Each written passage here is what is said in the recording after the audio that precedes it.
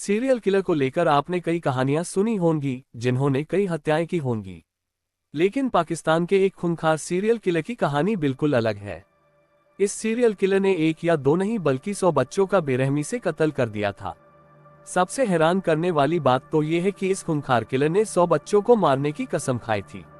अपने कसम को पूरा कर इस किलर ने खुद सरेंडर कर दिया था। दरअसल ये घटना दिसंबर 1999 की है और सीरियल किलर का नाम जावेद इकबाल था। लाहौर के एक उर्दू अखबार के संपादक को एक चिट्ठी मिलती है जिसमें लिखा था, मेरा नाम जावेद इकबाल है और मैंने 100 बच्चों का कत्ल किया है और उनकी लाश को तेजाब डालकर गला दिया। जावेद ने अपनी चिट्ठी में ये भी बताया कि उसने जितने भी बच्चों का कत्ल किया था उसमें से अधिकतर घर से भागे हुए या अनाथ थे। बता दें कि जावेद इकबाल ने अपनी चिट्ठी में उस जगह का भी जिक्र किया था जहां उसने सारे बच्चों का कत्ल किया था। जावेद ने अपने जुर्म को कबूल करते हुए एक चिट्ठी लाहौर पुलिस को भी भेजी थी। हालांकि पुलिस ने जावेद की चिट्ठी को गंभीरता से नहीं लिया, लेकिन अखबार के संपादक ने इस बात को गंभीरता से लिया और चिट्ठी में बताए गए जगह पर अपना एक पत्रकार भेजा। उस जगह पर पहुंचने के बाद पत्रकार ने एक घर के अंदर खून का निशान देखा।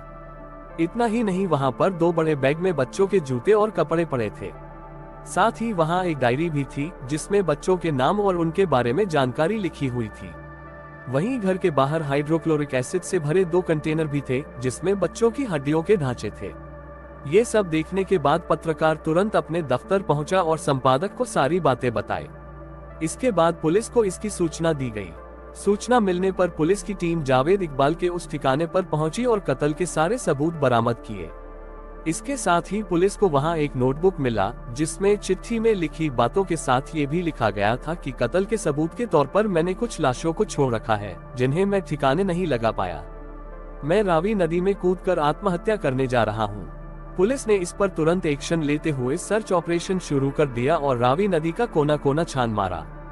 यह पाकिस्तान के इतिहास का सबसे बड़ा सर्च ऑपरेशन था, लेकिन जावेद की लाश कहीं बरामद नहीं हुई। मामले की छानबीन करते हुए पुलिस ने जावेद के 2 साथियों को गिरफ्तार किया और उनसे पूछताछ शुरू की। पूछताछ के दौरान ही इसमें से एक ने छत से कूदकर आत्महत्या कर ली। इन सब के बीच ही जावेद इकबाल उसी उर्दू अखबार के दफ्तर में, जहां उसने पहले चिट्ठी भेजी थी, वहां संपादक से मिला और इंटरव्यू देने की बात कही और कहा कि वह सरेंडर करने आया है। जब उसका इंटरव्यू खत्म हुआ तो पुलिस ने उसे गिरफ्तार कर लिया।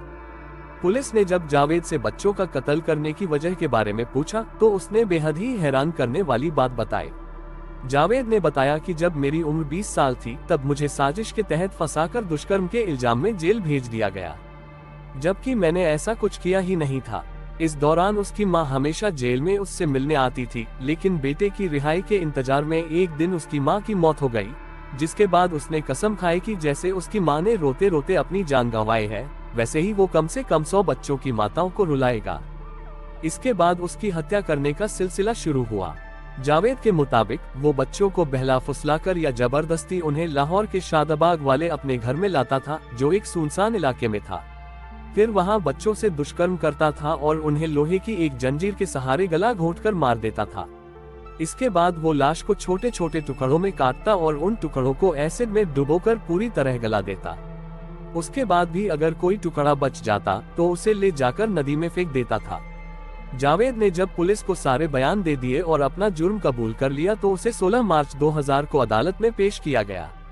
अदालत ने इस मामले पर अपना फैसला सुनाते हुए कहा कि जिस तरह जावेद इकबाल ने बेरहमी से 100 बच्चों का कत्ल किया, ठीक उसी तरह पहले उसका 100 बार गला घोंटा जाए, फिर उसकी लाश को 100 टुकड़ों में काटा जाए और उन टुकड़ों को एसिड से गला दिया जाए।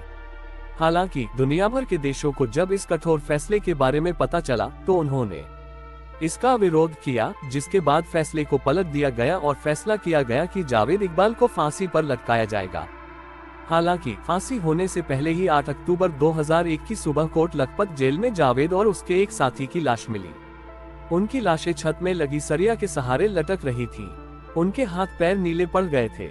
ऐसा कहा जाता है कि जेल में ही उन दोनों का खून किया गया था।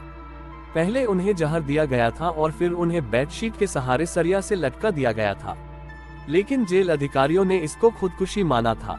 बता दें कि इस मामले में कई जेल कर्मचारियों को निलंबित भी किया गया था। तो क्या इस खूंखार किलर के साथ सही हुआ? आप अपनी राय कमेंट में जरूर बताएं। धन्यवाद।